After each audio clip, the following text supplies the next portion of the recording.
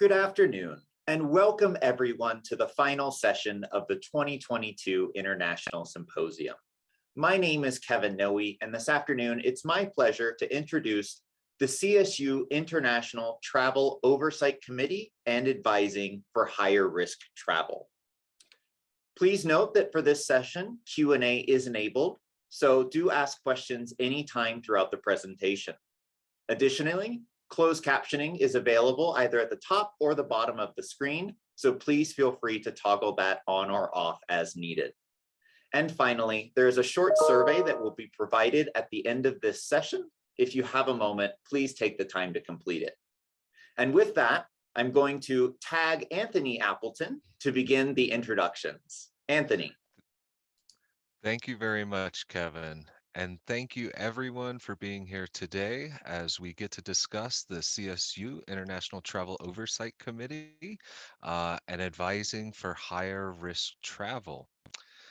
And today, here's our panel. My name is Anthony Appleton. I am the coordinator for the Research Safety Culture Program out of the Office of the Vice President for Research.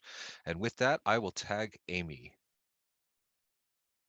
Good afternoon, everyone. My name is Amy Jones. I am the Interim Director of Education Abroad, and I serve on the International Travel Oversight Committee, and I will pass it to Linda.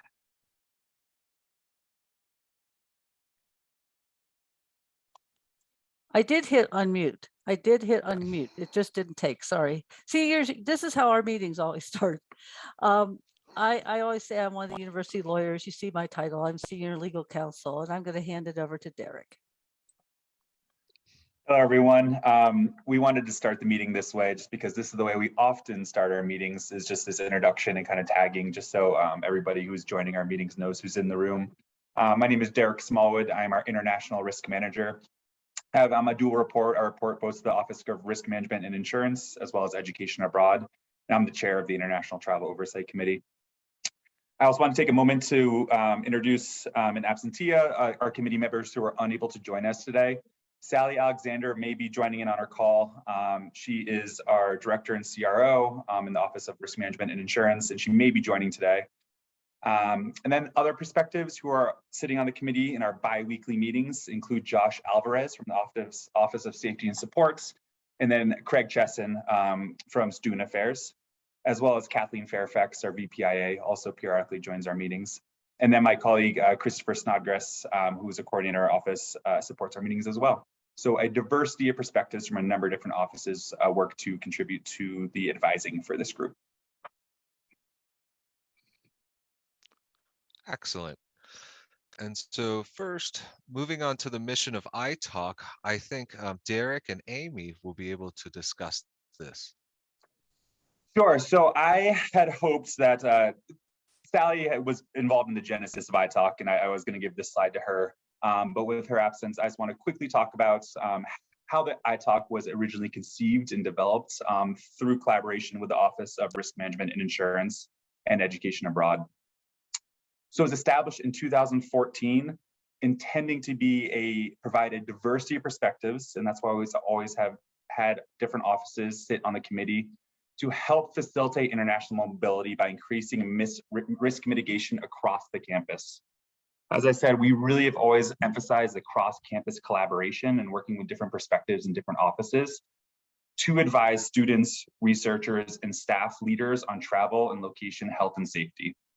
So working collaboratively and holistically to support the campus community in our international engagements. Two of our responsibilities for the committee include keeping abreast of best practices in travel health and safety, and then adhering to CSU policy and merging CSU policy and developing CSU policy as it relates to international engagement. And then finally, over the years, we have had, unfortunately, to navigate international emergencies. It's an inevitable aspect of international travel, is that we are going to see some emergencies overseas, and we have, as a committee, had to help support those travelers and those groups in navigating that emergency response. So again, since 2014, this committee has been established. We meet bi-weekly. Previously, pre-pandemic, bi-weekly in person. Now we're moved to remote meetings, which has really helped serve our community, I think, in a really great way, because we get to see a lot of different travel in these remote meetings. And we've been participating in this safety environment pre-pandemic, but over the course of the pandemic, it's also kind of taken a lot of COVID risk mitigation. I'll talk a lot about that today. Amy, any other kind of context or background on the mission of the ITalk in your mind? The one addition that I would add is that because the individuals serving on the committee come from various departments, it also serves as a way to communicate what's happening in the world of international travel. And so not only do we share out what's happening in our realm, where students and faculty and staff are working with us, but they're bringing expertise about what's going on campus and how we can align policies. And then they can also take the information that they're learning and share it with their partners and stakeholders. So it's really been a place where we can make sure everyone who needs to be informed is informed and get different perspectives. Thank you both. So moving on to what is ITalk and what areas does ITalk cover? So when we do say international travel, we really mean international travel. Derek, do you want to talk about this slide? Sure. So we're looking at a number of different facets of international travel and a wide diversity of locations. We're working with students and then faculty who are traveling with students. So our travel committee is really student oriented. I did mention that we talk about faculty, we talk about policy, but the genesis of our travel committee specifically is really to support student travel and help our students identify risk and practice risk mitigation skills abroad. And of course, that does involve our faculty and staff and our other stakeholders as well. We're looking at both logistical risk, so risk specific to the program itinerary, what the group is doing, what the researchers are doing, how we can identify those logistical risks and mitigation tools, and then location risk. Of course, travel to different countries looks different, different cultural contexts, different environmental risks. So we're looking at both those logistical risks and then location risks. And then the global pandemic has certainly, changed a lot of our advising. And again, we'll talk about that later on. I didn't include this map just to kind of highlight, Anthony, sorry, if we could go back. Yep, just to highlight student travel in a number of the kind of more common higher risk destinations. This is data from right before the pandemic, if I'm not mistaken. You'll see our largest quote unquote higher risk destination travel is to Mexico, which makes sense given both the proximity as well as the location of the Todos Santos Center, which we'll be talking about. We also see significant, primarily graduate research travel to Kenya and South Africa. And then a smattering of other locations where we see both undergraduate and graduate travel across the world. This map is not comprehensive or again, it's a little bit of an outdated data, but I thought it was a nice demonstration of the diversity of locations where we are seeing student travel in these quote unquote higher risk destinations. And I do say quote unquote, I do air quotes, but I'm a little limited right now. Higher risk, because I think it's important to conceptualize these not as quote unquote high risk, but higher risk, because risk is not a binomial, right? It's not binary. There's a spectrum of risk. And when we say higher risk, we realize that travel to certain destinations or travel on certain itineraries does present higher risk than other itineraries. But we're often, again, thinking about not just the destination risk and that logistical risk. And I often say to students and our travelers that it's not necessarily the country or the itinerary, but the decisions our students and our travelers are making in those countries. And our responsibility as a committee is to help students and help our travelers make safer decisions when they're traveling internationally. So we do work with a set list of countries, and that's that traditional higher risk list. And when I say traditional, it's not COVID specific. And again, I keep saying COVID and we will talk about it. But currently we're working with what we call this traditional higher risk list. And this higher risk list, which is on the next slide, I'll talk a little bit in a moment about how we create that list.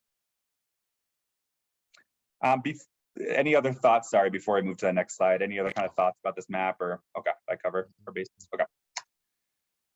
So some background on this higher risk list. This is developed annually. So this is the 2020, 2021 list, not 21, 22. Based on information from our international insurers, from the CDC, and from the State Department. So 4 different resources really to help us determine what would be considered, again, higher risk travel. This list is not exhaustive. It does change based on changes in country conditions. Countries won't come off this list over the course of the year, but we may add a country based on what's going on in certain destinations. And again, this list is not specific to the pandemic. So we have worked intentionally to separate COVID risk from what we call established risk indicators, like crime or terrorism or social unrest, because the advising for COVID risk looks different than the advising for those established risk indicators. So these countries are higher risk from an established risk perspective, not necessarily COVID-19. Some other context on numbers. We do support a good number of international travel that's to higher risk destinations. So looking at the numbers here, ranges from about 14 to 19% of overall travel that's coming through the Office of International Programs is to these traditional higher risk destinations. So we do want to make sure we're intentional in our advising and supporting students traveling to these destinations. Again, not specifically because they're higher risk, but because we want to make sure students are making safer travel decisions while they're in those countries. Before I move on to the next slide, especially Amy, I'd be curious, any other kind of thoughts or context on numbers and how we're supporting this population of students who are traveling through our office? I think you did a great job representing it. We're exciting to see so much interest returning. And I think a lot of it is due to the information sharing and communication that has been put out and the support from the ITOC. Yeah, and I would also like to highlight that even if you're looking at this list, it doesn't mean that we won't help you if where you're traveling to is not on this list. So this is a list that we keep within ITalk, but if you were going to Canada and you had questions, whether it was logistical or COVID related or research related, we're open to having a discussion with you. So we do encourage you to contact us if you do have any questions on your travel. Okay, so there is a process just like anything. And here at CSU, we do have a process for the ITalk, and I know Derek is intimately aware of this process. It does take a lot of my time for sure, Anthony.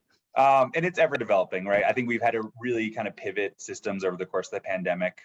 But generally speaking, this process has been in place, since 2014. Where individual students, so let's say it's a graduate researcher, an undergraduate participating in one of our affiliate programs in a higher risk country, they submit an individual petition. So we call it a travel petition for individual students. For our faculty or staff who are traveling with students to higher risk destinations, we have a program review. So it's a logistical document where we capture questions like, where are you going? What are the support systems on the ground? Who are your in-country contacts? Where's the nearest hospital that would take, foreign visitors?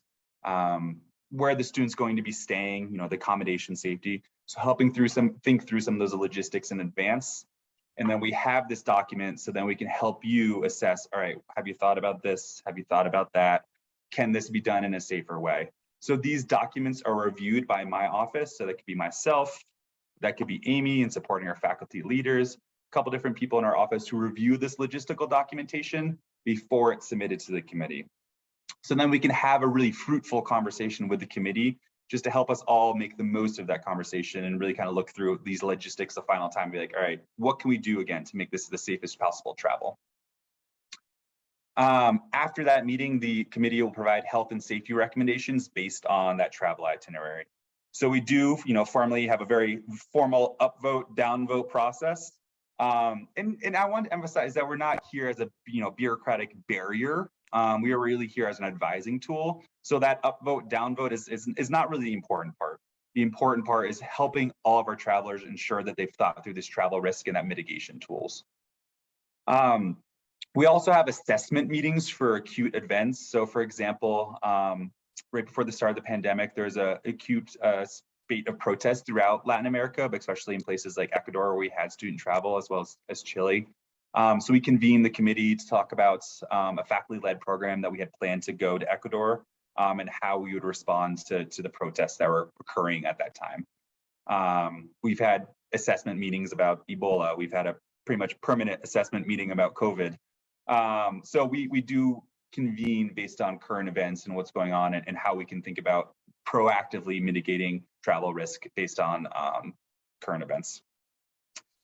And really the goal in all this is dispersing risk management across the campus and across all of the participants involved in the travel.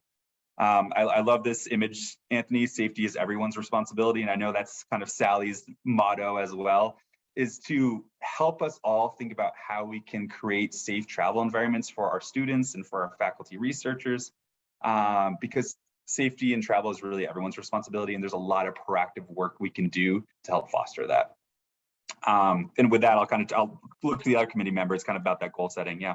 Yeah, I wanted to just mention, I mean, just so people don't think that we're always like down, down, down. I don't think, I mean, there's one situation I can remember, and I was told not to talk about it,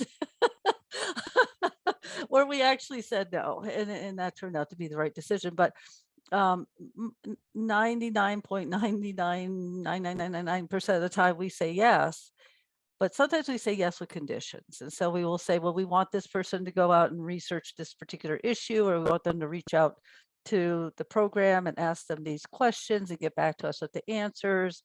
So, you know, we're not just saying, you know, no. Like I said, I think it's only one time I can remember.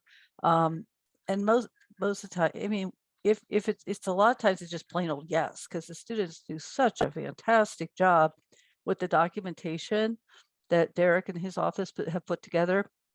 And by the time they've gotten to us, you know, they routinely will say, boy, I learned a lot doing this process. And that's really nice. But we almost uniformly say yes, and occasionally we'll just have some conditions. So I just wanted to make it clear. I mean, this is, you know, if you are contemplating coming before us, don't go, oh my God, what's the pass rate? No, the pass rate is 9999999. And if we have any concerns, we will raise them at the meeting, and, you know, you'll get an approval, but subject to maybe a couple little things that we're going to ask you to just shore up your knowledge. So I just wanted to add that. Yeah, and if Sally was here, I know she would chime in with, our job is to help get to yes. And we want to help you get to where you can travel as safely as possible. We've exposed all the support structures at CSU that are available to you, and that when you do go to travel, you feel supported in doing so. And like Linda said, our students learn a lot through this process. Those that return to ITalk, you can really tell. And we sometimes learn from them as well. They come back, we learn what on the ground was like. There's a lot of communication back and forth with Derek and his team. So this is probably my favorite committee at CSU because it is so positive, and we get to see some of the coolest things that our students are doing. And so when we talk about travel destination, there's a couple of options that can occur. And Derek, do you want to walk us through this picture? Sure. So just kind of trying to pictorially represent the process flow. So it is primarily based on travel destination, but again, we're open to any destination. We would love to, as Anthony, I love the Canada example. Please, somebody come with us to Canada research that we would love to talk about. But if it is in that higher risk list, we are going to look at that as a new program, especially. So we do see a lot of repeat programming. And Amy, I'd love for you to talk about a little bit faculty led in a moment. But we do see a lot of repeat programming where we've kind of streamlined processes because they're doing the same logistics, same on-site support, you know, program successfully in the past. So we can kind of streamline these processes. But ultimately, it's all looking for review for that logistical support and health and safety review. And then kind of, again, separating COVID-19 risk, which I promise you we will get to in the next couple slides. But Amy, I'd be curious kind of your thoughts on how we've developed this process flow, especially with our faculty-led programming.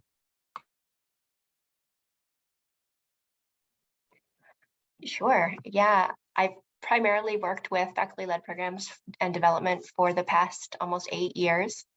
And one of the things that was implemented was when developing a program, we ask a lot of risk management questions on the front end because we know now. I know what questions the ITalk is going to ask, and we try to be preemptive, but requesting risk management plans in advance, making sure that the transportation is reputable and has insurance, making sure that the accommodation is reputable and up to standards. So there's a whole list of advanced questions that support organizations have to put together for us, or if a faculty member is working more independently, that they have to put together for us so that we can make sure our ducks are in a row before we get a program off the ground. You know, one of the things that this committee and Derek and I have done in the last 2 years is really look more closely at all of our programs, high risk or not, because of the changes from the pandemic. And some of the things we did this past year included limiting programs to just going into one country because we didn't know what the border requirements were going to be based from country to country. And having a plan for quarantine if a student was to become sick and who was going to support them. What heightened risk came from impacts of the pandemic or other impacts that might impact the group. The likelihood of a program leader potentially getting sick increased. And so those were some things we had done and that we're constantly reassessing with the changing pandemic.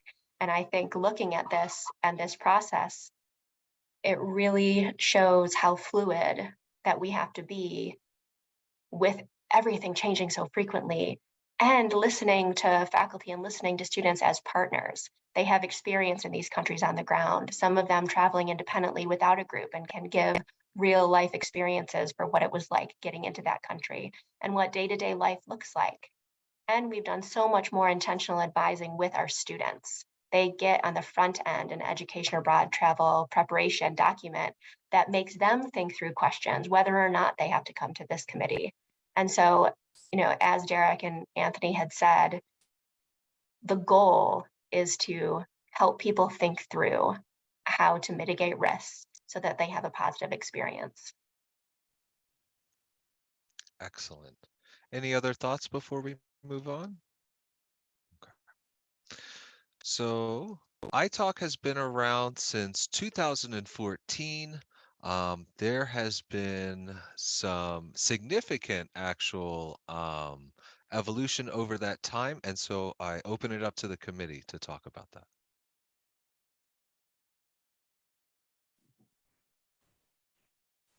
Please feel free to jump in, but kind of some bullet points here. We have increased travel registration, so we're always trying to accurately capture the international footprint that CSU has. Again, not because we are trying to set up barriers, but because we want to best support students. So that includes any student travel in their auspices under the auspices of CSU or in their capacity as a CSU student. Works with our office regardless of funding or if it's kind of official quote unquote study abroad. And I think through presentations like this and through our presence on campus with this committee, we've really increased traveler registration, which is exciting for us because we can only support travel that we're aware of. We've streamlined processes. As Amy indicated, we've done a lot of development over the years and then throughout the course of the pandemic to work through kind of this fluid travel environment and make sure that we're creating systems that best support our students and our travelers. We've built relationships across campus, especially with departments and faculty that have ongoing research internationally. And I know we'll talk a little bit in a moment about some projects that we've seen over the years. And there's some really cool stuff going on abroad, and a lot of it's been going on for many years, and we kind of can streamline processes there. We've increased advising options. So I think we've emphasized this a couple different times, but it bears mentioning again that we're not only here to talk about those quote unquote higher risk destinations. We're here as an advising tool. And certainly I've given the travel petition to students who aren't traveling to higher risk destinations because it's an important process for them to think about. Perhaps it's their first time traveling internationally, or perhaps they're just, their emergency support are nervous about going to them to a certain country. That process and that document has helped kind of alleviate a lot of concerns because risk awareness involves the first step is being informed of the risk, and that's what that process is for. So we've really kind of dispersed advising across the Education Abroad office about supporting students with safer travel. And then finally defining processes related to COVID, which we'll discuss on the last slide. Any other developments that the committee's seen that I didn't address?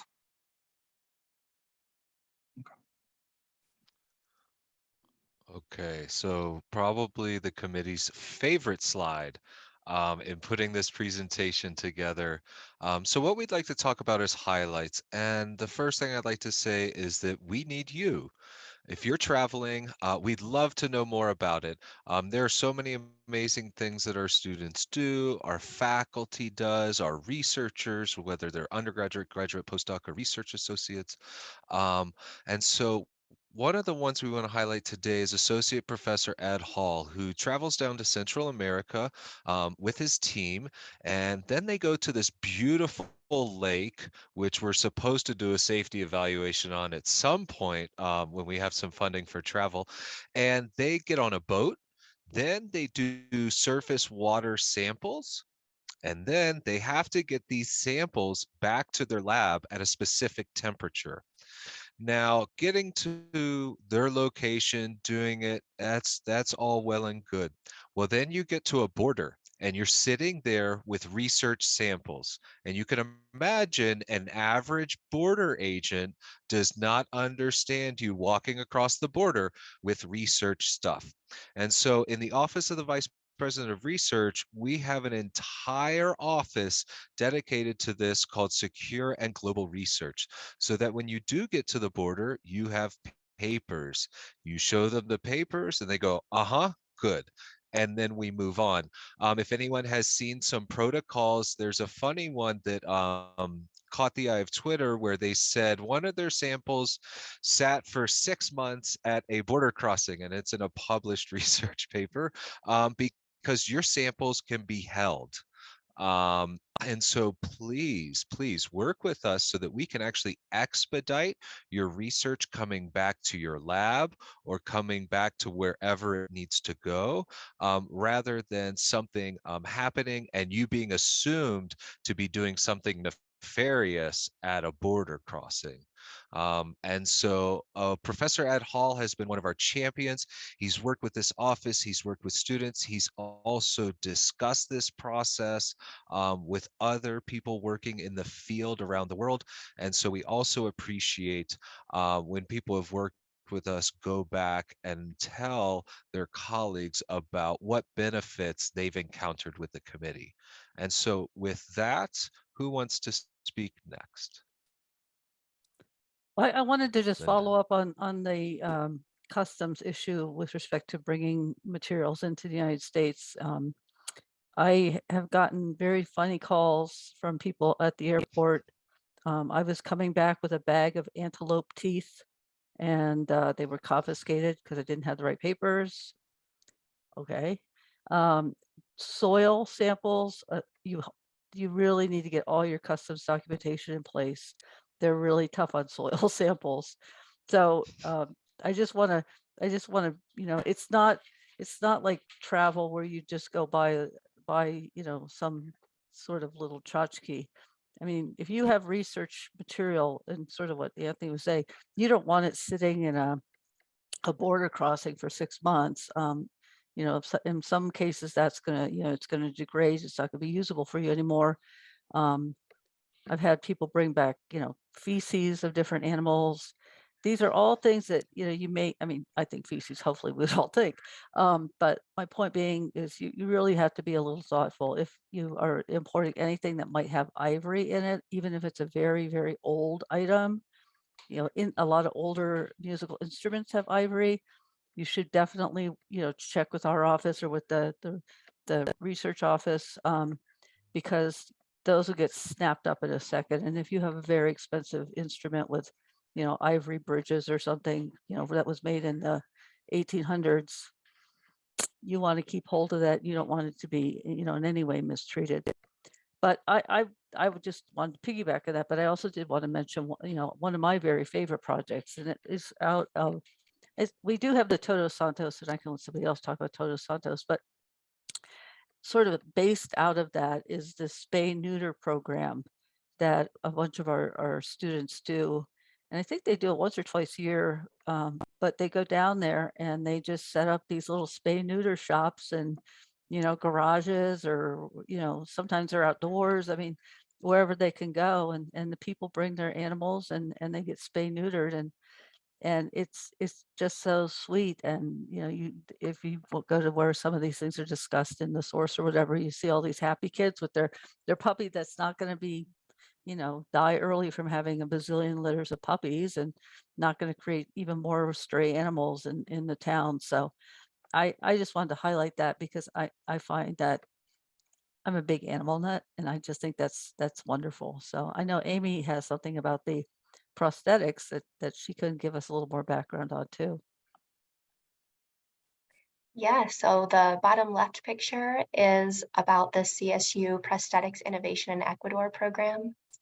So this is a faculty and staff-led program that initially ran in the summer of 2018, and the student interest was impeccably high.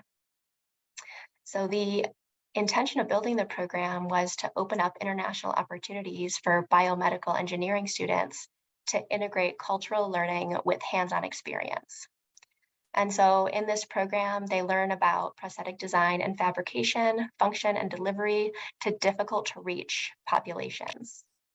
We partnered with the ROMP Range of Motion Project, which is a nonprofit organization for impact healthcare. And participants design and test prosthetic technology in a low resource setting, in this case in Ecuador. And this group is super fascinating. We did a lot of work on logistics and what the experiential learning will provide for students, what supervision and training that they'll have, how this interaction may impact the community. And so you may have attended, there was a session, the first session, I believe, of the symposium was about this program, where they had their partners also talking about the impact and what's happening on the ground. And then I'll pass it to Derek to talk about Todos Santos. So of course, we have a very close relationship with our team in Todos Santos, working intentionally to again, that proactive advising. Mexico is a traditionally higher risk destination. The State Department unusually doesn't do this across countries, but in Mexico, they do break into state by state risk. So Baja California Sur, where the campus is located, is one of the lower risk states in Mexico. But given the overall travel environment risk, we do work really closely with our Todos Santos team to, again, proactive advising on our end in the office, and then also an orientation on site where we're orienting students to the center and to the community. So it's our largest travel destination, a plethora of programming that's just ever expanding. And it's really great partnership where we work with our campus partners in Todos Santos to help support our students in the wide variety of programming that takes place there. I also did want to take this slide just to talk a little bit about how we've developed over the course of the pandemic in advising in the higher risk travel environment because of COVID-19. So in summer 20, so pretty quickly after the onset of the pandemic, we realized that in certain destinations, travel was becoming feasible and research especially needed to continue. We quickly had researchers like, I need to continue this project. This country is open. I need to get abroad. How can I do this? So we developed a process to really help inform travelers of what those COVID risks are, and again, how we can take those proactive steps to mitigate it. So we kind of developed on the institutional ethos of dispersing risk management across different stakeholders across campus, including the traveler, as well as a general risk tolerance. I do think CSU is a generally risk tolerant institution compared to other universities, where we said, okay, yes, in certain destinations, it is feasible to travel, again, starting in fall 20, and how can we do that really intentionally? So we created an advising tool, as Amy noted earlier, an education abroad travel preparation form. Previously is a petition where students had to do research and document their answers, but now it's more of an acknowledgement waiver where they think through, okay, what would I do if I tested positive in this country? Where would I quarantine? How would I get a letter to be released? What does my insurance look like? What are the entry requirements for this country? And this is a tool we're providing to all student travelers who are currently going abroad. And again, it's developed over the course of the pandemic into more of an acknowledgement waiver right now, but it's a really good tool to help our students think proactively about how they respond to that COVID risk. It is ever changing, right? And the risk of traveling to, so let's say the UK looks different today as it does tomorrow. And we need to help give students the tools to monitor that ever-changing environment, including current case rates, but also entry requirements. And a big part of that process is giving students the tools to keep themselves up to date with what that travel environment looks like. CSU does maintain a restriction on non-essential international travel. Non-essential international travel means that essential travel is travel that advances the academic development of the student in a way that can't be met here on campus. So it's a broad definition where all of our students are meeting that definition. But we do want to be still intentional of making sure that we're like, okay, does this travel need to take place right now? Is it essential? Is it to a destination that's feasible? And at this point, most destinations are feasible. It just comes with travel awareness, and that's what this process is designed to do. That's a quick overview of how we supported COVID-19. Linda, I saw you unmuted. Any other kind of COVID thoughts? Yeah, one of the things I think it's been really good is folks will generally ask somebody, do you have a backup plan? And I think, because things are so ever changing, it can be week to week, if not day to day. And so, we do tend to ask people, do you have a backup plan? If you don't have a backup plan, what you got to think about it. What are you going to do if you can't go? And it's not because we don't want you to go. It's because maybe the borders are shut or something of that nature. So that I think has been, I think if people haven't thought about that, I think it's been really good that we've asked them to do that.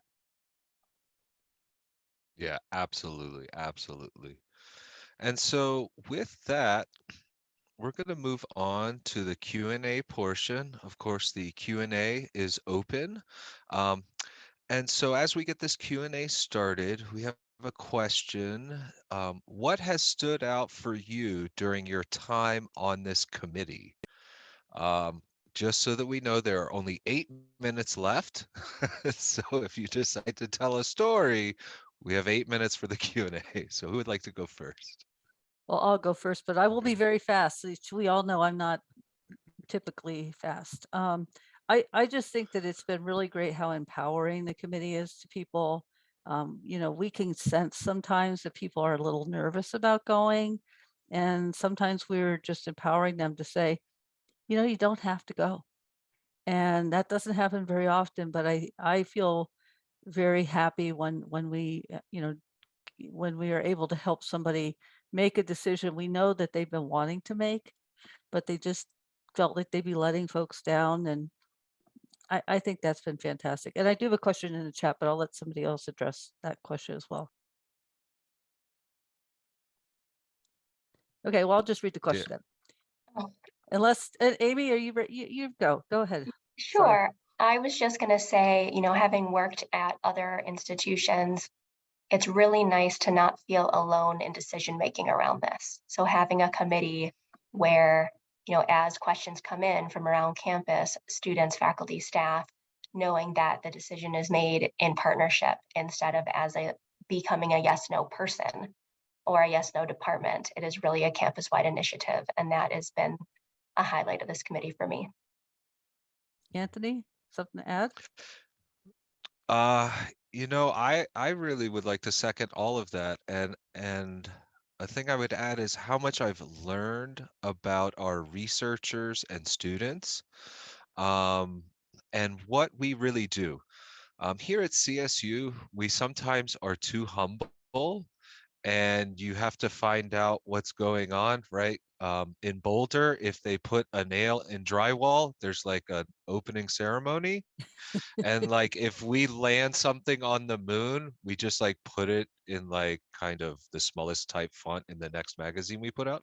Uh, and so sometimes you find out we're doing this amazing things, whether it's working with cheetahs or you need to dart elephants while being in a helicopter traveling 60 miles an hour, or you're going to get your boat stuck in Arctic ice and you have to travel for NOAA, for 3 to 6 months.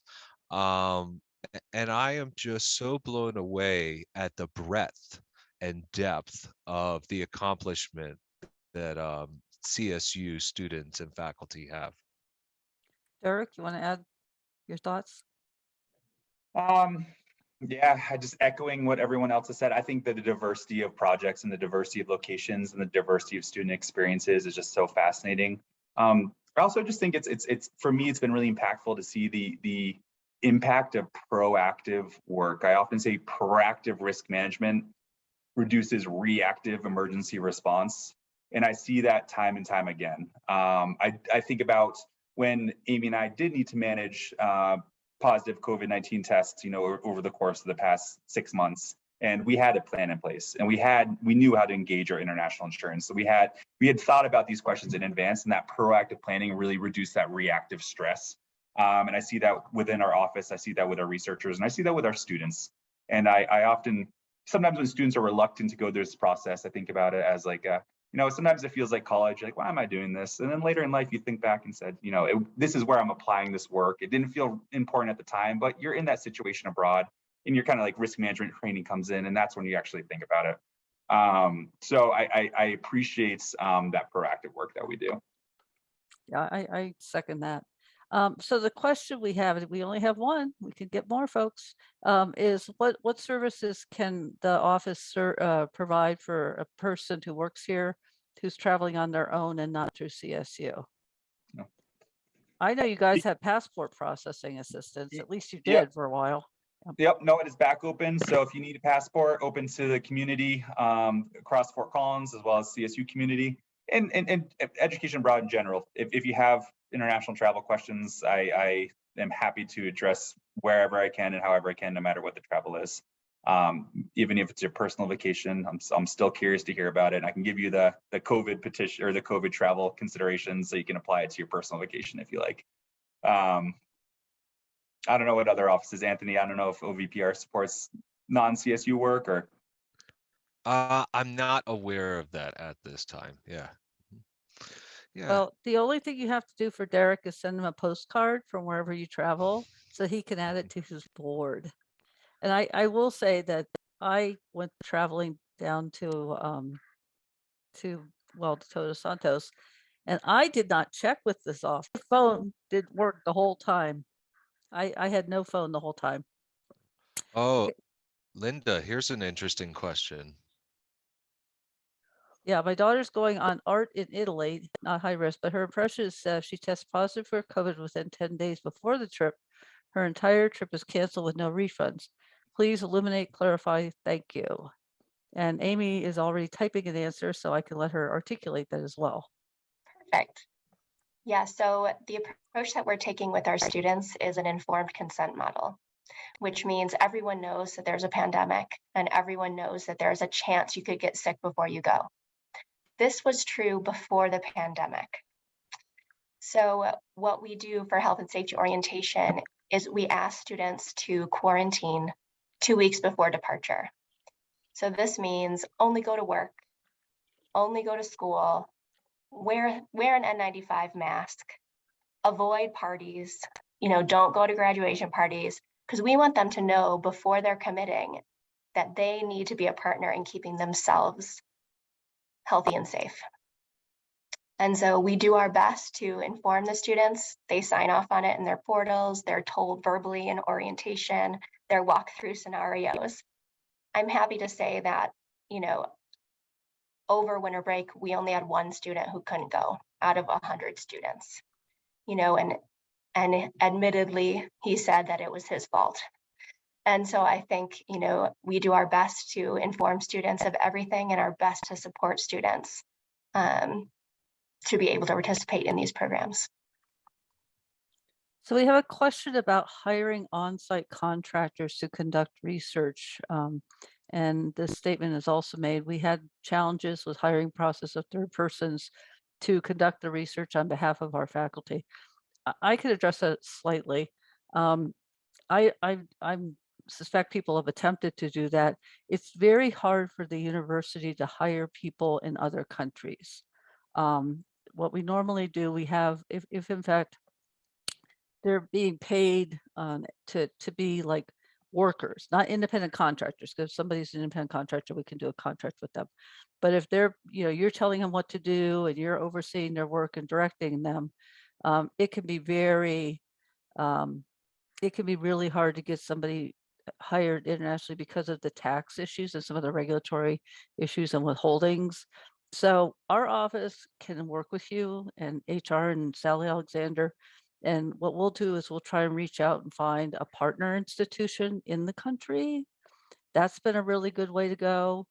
We do have some employer type, we have like professional employers. They're like companies that will just employ people for you internationally. And then we have a contract with them. They take care of all the paperwork and the payment in country. And so it's like we don't actually have to deal with the in-country tax issues. I don't know, Anthony, have you run into anything where people are hiring people in country to help with research? So the only area that I'm aware of that is through CEML, our Center for the Environmental Management of Military Lands, and that might be a good avenue to go, depending upon where your location is. Yeah, that's a good suggestion because they're everywhere. Mhm. They're everywhere, and if they're, a lot of times they're working, well, it's Center for Environmental Management of Military Lands. Yeah, they're working on military bases, and there may be somebody on a base that, who's an American citizen, a spouse or something, who might be able to be, qualified to help out.